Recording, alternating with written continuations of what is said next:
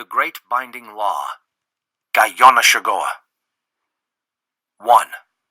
I am Dekanawida, and with the 5 nations Confederate Lords, I plant the tree of great peace. I plant it in your territory, Adadarho, and the Onondaga Nation, in the territory of you who are firekeepers. I named the tree of the great long leaves. Under the shade of this tree of the great peace, we spread the soft white feathery down of the globe thistle as seats for you, Adadarho, and your cousin lords. We place you upon those seats, spread soft with the feathery down of the globe thistle, there beneath the shade of the spreading branches of the tree of peace. There shall you sit and watch the council fire of the confederacy of the 5 nations. And all the affairs of the 5 nations shall be transacted at this place before you, Adadarho, and your cousin lords, by the Confederate lords of the 5 nations. 2. Roots have spread out from the tree of the great peace, one to the north, one to the east, one to the south, and one to the west. The name of these roots is the great white roots, and their nature is peace and strength. If any man or any nation outside the 5 nations shall obey the laws of the great peace, and make known their disposition to the lords of the confederacy, they may trace the roots to the tree, and if their minds are clean, and they are obedient, and promise to obey the wishes of the Confederate Council, they shall be welcomed to take shelter beneath the tree of the long leaves. We place at the top of the tree of the long leaves an eagle who is able to see afar. If he sees in the distance any evil approaching or any danger threatening, he will at once warn the people of the Confederacy. 10. In all cases, the procedure must be as follows. When the Mohawk and Seneca lords have unanimously agreed upon a question, they shall report their decision to the Cayuga and Oneida lords, who shall deliberate upon the question and report a unanimous decision to the Mohawk lords. The Mohawk lords will then report the standing of the case to the firekeepers, who shall render a decision as they see fit in case of a disagreement by the 2 bodies, or confirm the decisions of the 2 bodies if they are identical. The firekeepers shall then report their decision to the Mohawk lords, who shall announce it to the open council. 11. If through any misunderstanding or obstinacy on the part of the firekeepers, they render a decision at variance with that of the 2 sides, the 2 sides shall reconsider the matter, and if their decisions are jointly the same as before, they shall report to the firekeepers, who are then compelled to confirm their joint decision. Rights, duties, and qualifications of lords. 19. If at any time it shall be manifest that a Confederate lord has not in mind the welfare of the people, or disobeys the rules of this great law, the men or women of the Confederacy, or both jointly, shall come to the council and upbraid the erring lord through his war chief. If the complaint of the people through the war chief is not heeded the first time, it shall be uttered again, and then, if no attention is given, a 3rd complaint and warning shall be given. If the lord is contumacious, the matter shall go to the council of war chiefs. The war chiefs shall then divest the erring lord of his title by order of the women in whom the titleship is vested.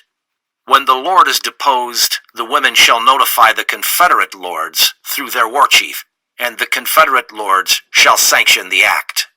The women will then select another of their sons as a candidate, and the lords shall elect him. Then shall the chosen one be installed by the installation ceremony. When a lord is to be deposed, his war chief shall address him as follows. So you disregard and set at naught the warnings of your women relatives, so you fling the warnings over your shoulder to cast them behind you. Behold the brightness of the sun, and in the brightness of the sun's light I depose you of your title and remove the sacred emblem of your lordship title.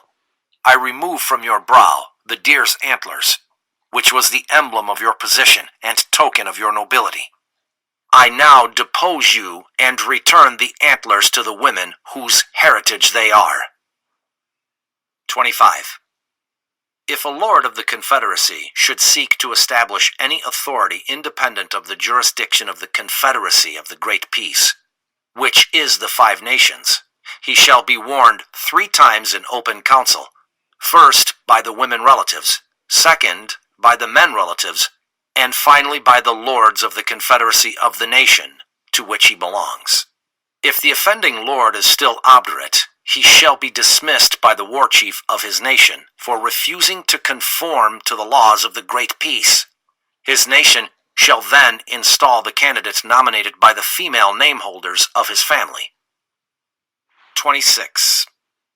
It shall be the duty of all of the 5 nations' Confederate lords, from time to time as occasion demands, to act as mentors and spiritual guides of their people, and remind them of their Creator's will and words. They shall say, "Hearken, that peace may continue unto future days. Always listen to the words of the great Creator, for he has spoken. United people, let not evil find lodging in your minds. For the great Creator has spoken, and the cause of peace shall not become old. The cause of peace shall not die if you remember the great Creator." Every Confederate lord shall speak words such as these to promote peace. 27. All lords of the 5 nations' Confederacy must be honest in all things. They must not idle or gossip, but be men possessing those honorable qualities that make true Royana. It shall be a serious wrong for anyone to lead a lord into trivial affairs, for the people must ever hold their lords high in estimation out of respect to their honorable positions. Names, duties, and rights of war chiefs. 37. There shall be 1 war chief for each nation, and their duties shall be to carry messages for their lords, and to take up arms of war in case of emergency. They shall not participate in the proceedings of the Confederate Council, but shall watch its progress. And in case of an erroneous action by a lord, they shall receive the complaints of the people, and convey the warnings of the women to him. The people who wish to convey messages to the lords in the Confederate Council shall do so through the war chief of their nation. It shall ever be his duty to lay the cases, questions, and propositions of the people before the Confederate Council. Official symbolism. 57. 5 arrows shall be bound together very strong, and each arrow shall represent 1 nation. As the 5 arrows are strongly bound, this shall symbolize the complete union of the nations.